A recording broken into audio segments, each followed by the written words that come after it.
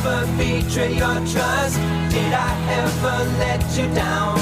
On est bien arrivé à la conférence Sony qui va commencer d'ici 10-20 minutes, vraiment très bientôt. Comme vous pouvez le voir, c'est bien rempli. On va voir un petit peu si Sony va réagir à ce qu'a dit Microsoft. Donc ils ont été plutôt cool. Donc du coup, qu'est-ce qu'ils vont faire? Est-ce qu'ils vont vanner? Est-ce qu'ils vont pas vanner? Qu'est-ce qu'ils vont présenter comme jeu? J'ai apprécié aussi sur la conférence Microsoft la place qui a été réservée aux indépendants. On sait qu'il avait fait l'année dernière, Sony. Donc on attend aussi beaucoup d'annonces à ce niveau-là. Et toi, je crois que tu attends quelques trucs également de la part de Sony. Non, pour le coup, je sais déjà qu'il n'y aura pas de FF15 ni de KH3. Du coup, j'attends d'être surpris. Exactement, pareil. Donc on se retrouve juste après la conférence et on fait le compte rendu complet.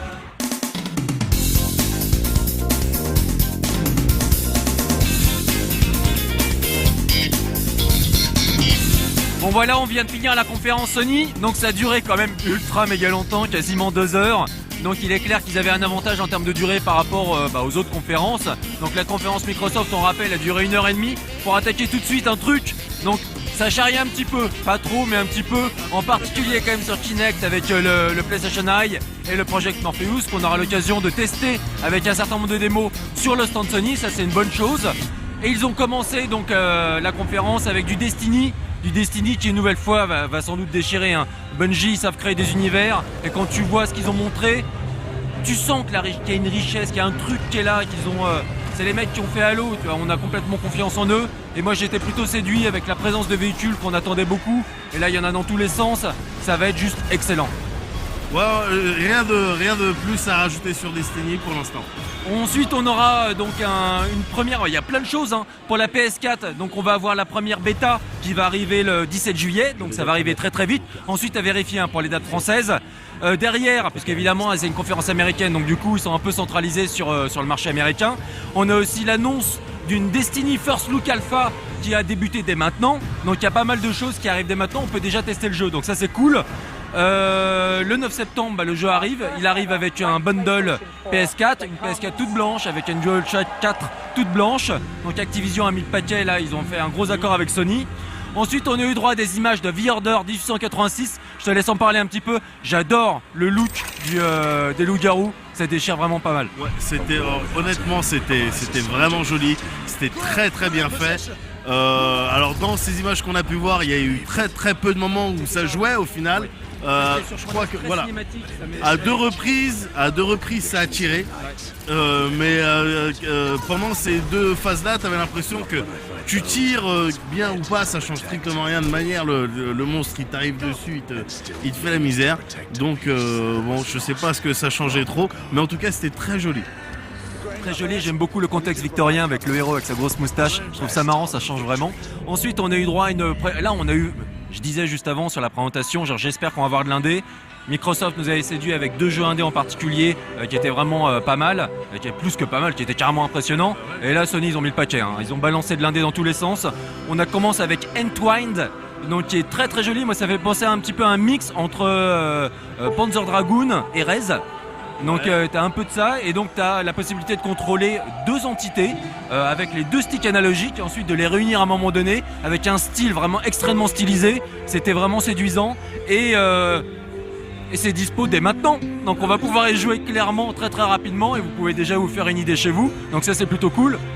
Ouais, alors justement, ils ont présenté ce jeu là, donc c'est bien, il est disponible dès maintenant, tout ça. Mais d'une manière générale, vu que la conférence était vraiment longue, moi je pense qu'ils auraient peut-être pu synthétiser, passer un petit peu moins de temps, par exemple sur celui-là. Et bref, je pense qu'ils auraient pu synthétiser un petit peu, donc c'est bien, c'est ce genre d'initiative, ce genre d'annonce. Mais d'accord, ouais, fallait passer plus de temps sur, je sais pas, du Uncharted 4 par exemple. C'est vrai. Ensuite, on en reviendra, mais à la fin. Et sinon, Sony a annoncé énormément de contenu, donc évidemment c'était la PS4 qui était mise en avant, beaucoup de contenu exclusif sur tous les jeux qui étaient présentés, il y avait un certain nombre d'exclus total pour la PS4, mais il y avait également beaucoup d'exclus de contenu, donc avec plein de petites choses qui arrivaient, qui vont être ajoutées sur certains jeux qui arrivent sur PS4, c'était sympa. On va avoir une Famous Second Son, le DLC là qui arrive très prochainement en août, qui s'appelle First Light. Un standalone que t'as pas besoin d'avoir une Famous pour y jouer et t'auras le protagoniste, ce sera une fille, donc ça c'est bien. Little Big Planet 3, Donc moi je suis pas un grand fan de la série, mais clairement là c'était très séduisant. Une chose qu'ils savent faire, Media Molecule, c'est le Chara design. Donc maintenant on a de nouveaux personnages, on n'a plus juste Sackboy. Sackboy qui maintenant peut utiliser une sorte de... Il peut puffer, donc il peut propulser de l'air et bouger comme ça des éléments du décor. Et on a également une espèce de Barbapapa qui peut rapetisser. On a une espèce de crapaud qui peut sauter en l'air et qui peut voler. Et puis t'as un petit chien qui fait du wall jump. Enfin bref, des petits personnages, c'est rigolo comme tout. Moi tu sais que j'aime bien les Little Big Planet. Du coup celui-là qui sort donc à la fin de cette année il me semble, j'y jouerai. Donc voilà. Il sort pour Noël et avec une notion de profondeur qu'on a déjà vu dans pas mal de titres Nintendo. Et ça c'était plutôt sympa. Ouais effectivement, ouais.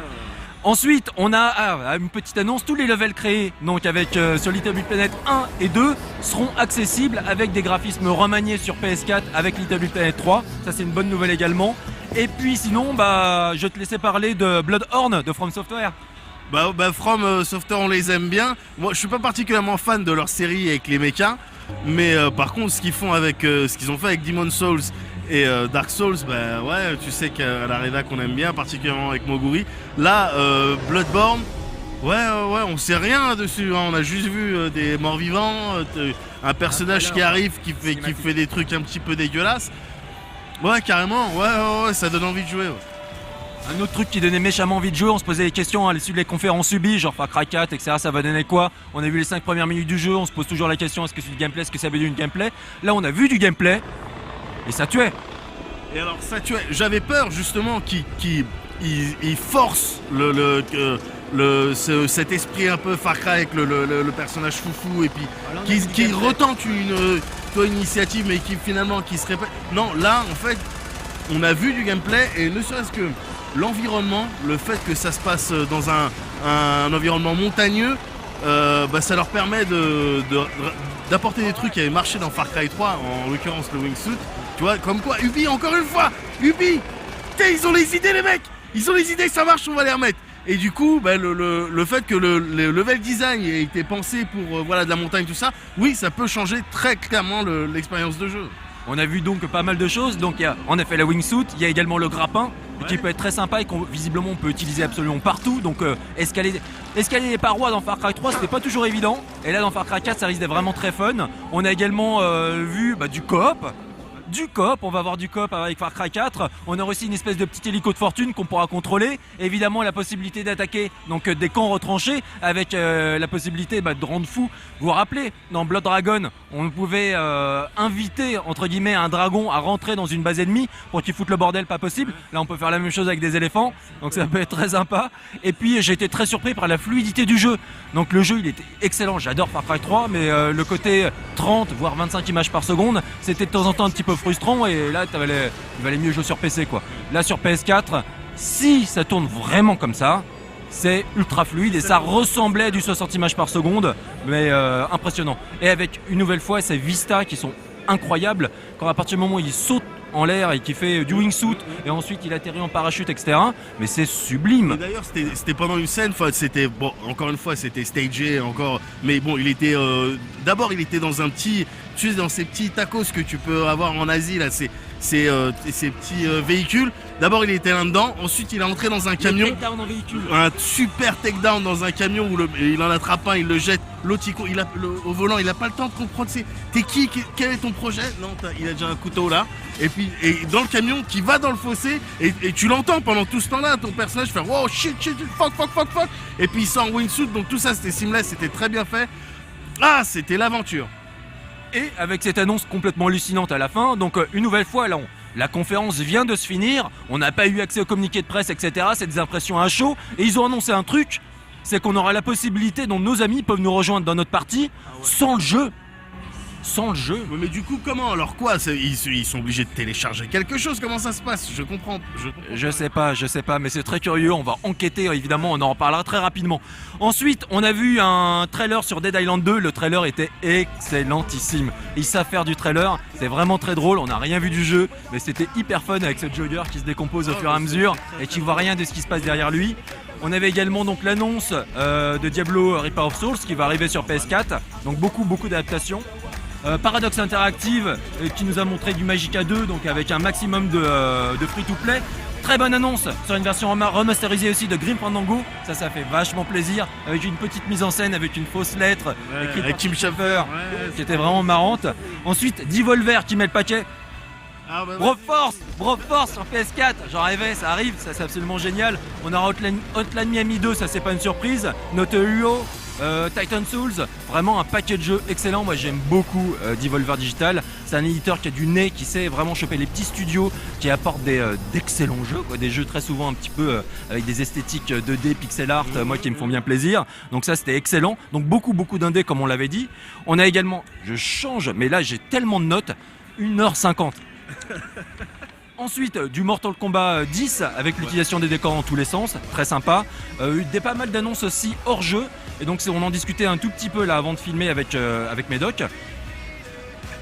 Microsoft, ils ont fait un peu les choses à l'envers, c'est-à-dire qu'ils ont commencé sur les premières conférences en parlant de la Xbox One à ne pas parler de jeux vidéo, mais à parler de tout ce que la Xbox pourrait faire en plus. Ils nous avaient annoncé par exemple une série exclusive disponible sur l'Xbox Live consacrée à Halo, donc avec les producteurs, des experts.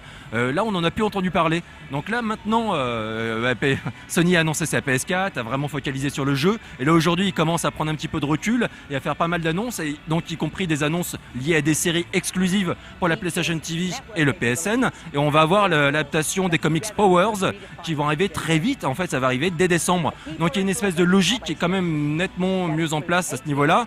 Ils respectent l'ordre des choses en quelque sorte. C'est d'abord une console de jeu et ensuite c'est plus que ça. Microsoft, ils ont voulu faire l'inverse. Ils ont voulu montrer que c'est plus une console de jeu, et ensuite maintenant ils en sont réduits un petit peu à dire ouais c'est aussi une console de jeu, on va parler que de jeux vidéo. Bah ouais, mais il fallait faire ça dès le début. Ils en avaient besoin après la conf de l'année dernière. Ils en avaient franchement. Microsoft avait besoin de rappeler que non, c'était les jeux. Nous, regardez les jeux vidéo quand même. On aime bien, c'est ce qu'on fait, tout ça. Ensuite, du The Last of Us Remastered. C'est bon, ça va arriver cet été, on le savait. Moi, clairement, les images qu'on a vues, ça m'a juste donné envie, mais à mort d'y rejouer. Et d'ailleurs, on a vu les images aussi du DLC. Ce qu'on nous a montré. Ouais. Ça veut dire il est inclus dedans. Ah bah elle est belle.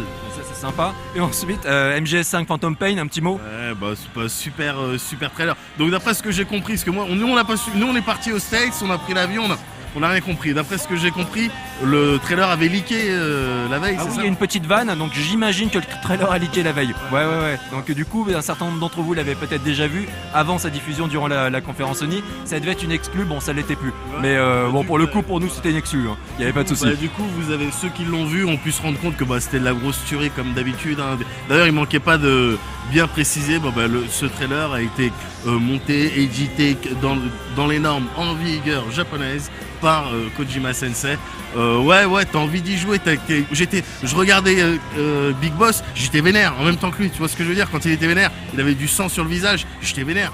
Tu vois, moi-même. Je sais pas pourquoi à un moment donné il prend de la cendre et il se la met sur le visage. Parce qu'il était vénère. D'accord. Ok, c'est logique.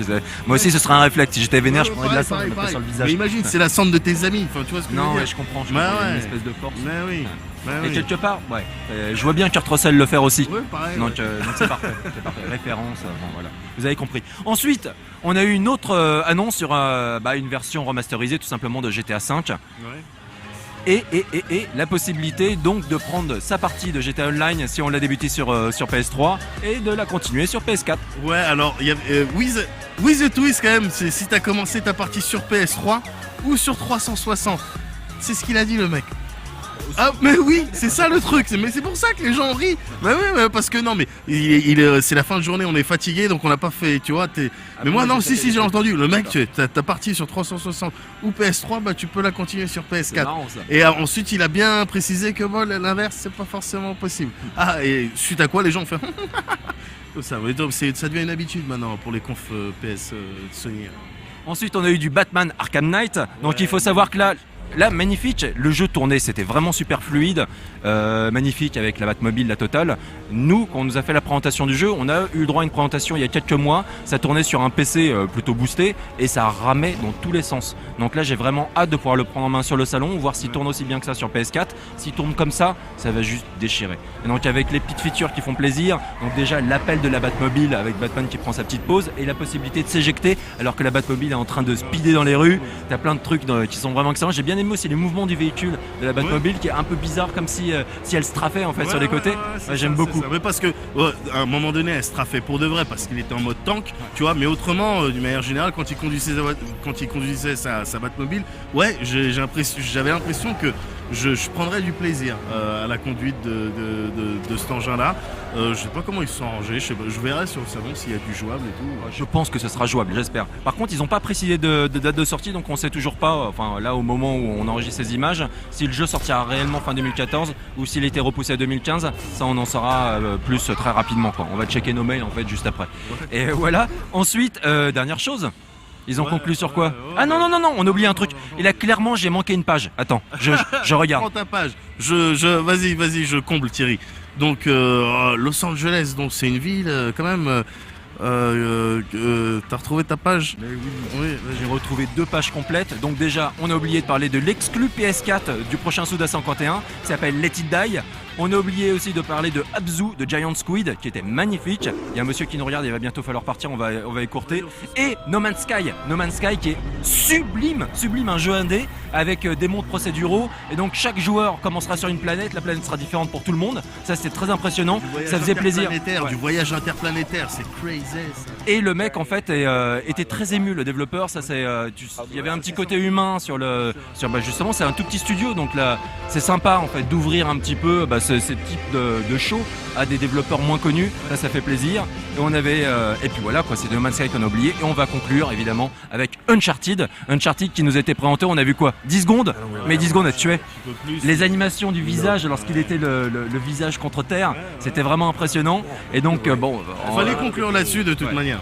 C'était très attendu. Et oui, Naughty Dog sur PS4, je veux The Last of Us et je veux le prochain Uncharted. Ça va déchirer. On se retrouve très vite là pour faire un compte-rendu. On va faire une petite pause, un compte-rendu global de toutes les confs pour voir ce qui ressort. Voilà. Et le temps de manger aussi. Oui, on va manger. Peut-être de dormir. Parce que là, on n'en peut plus. À très vite.